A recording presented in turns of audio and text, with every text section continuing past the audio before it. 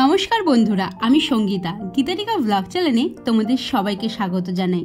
আমার ভিডিও যারা যেখান থেকে দেখছো তাদের অসংখ্য ধন্যবাদ। এভাবেই আমার সাথে থেকো, এইভাবেই আমার পাশে থেকো। আজকে আমি তৈরি করব ওলপাতার বড়া ভাজা। তো ওলপাতার বড়া আমি সবাই তো খায়, ওলপাতার বড়া সবাই তো রান্নাও করে। তো কিভাবে আমি রান্না করি সেটাই তোমাদের কাছে আজকে শেয়ার করব। তো চলো তাহলে শুরু করা যাক। প্রথমে দেখো আমি ওলপাতাগুলোকে কুচি কুচি করে কেটে নিয়েছি। তারপরে এর মধ্যে নুন, হলুদ, অল্প একটু চিনি আর একটু সুজি দিয়ে নিয়েছি। সুজি কেন দিলাম? সুজিটা দিলে একটু খাস্তা টাইপের হয় আর খেতেও ভালো লাগে। তো চলো এবারে অল্প একটু বেসন দিয়ে ভালো করে মেখে নেব। আর এইদিকে প্রান্তিকাকেও লাগিয়ে দিয়েছি কাজে।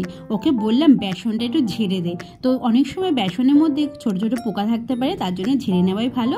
ওকে দিয়ে ঝাড়িয়ে নিয়েছি। আর এদিকে দেখো লঙ্কা আর বেসনটা দিয়ে আমি তৈরিও করে নিয়েছি ব্যাটারটা।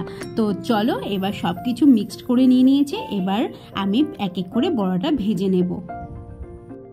তোমরা এর মধ্যে চালের গুঁড়োও অ্যাড করতে পারো। তো আমি এবার চালের গুঁড়োটা দিইনি, আমি এর পরিবর্তে সুজিটা দিয়ে করছি। খেতেও ভালো লাগে আর মচমচেও হয়। তো দেখো আমি এক এক করে ভেজে নিচ্ছি ওলপাতার এই বড়াগুলো। যে কোনো বড়া খেতে খুবই ভালো লাগে, কিন্তু ওলপাতার এই বড়াগুলো খেতে আরও খুব সুন্দর হয়। ওলপাতার বড়া খেতে তোমাদের কেমন লাগে অবশ্যই কিন্তু কমেন্টস করে জানিও।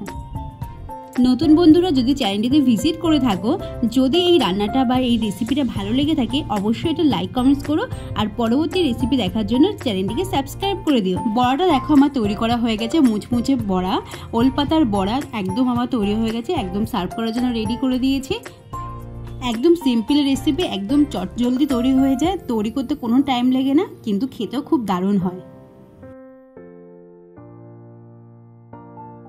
তো আজকের ভিডিওটা তোমাদের কেমন লাগলো অবশ্যই জানিও।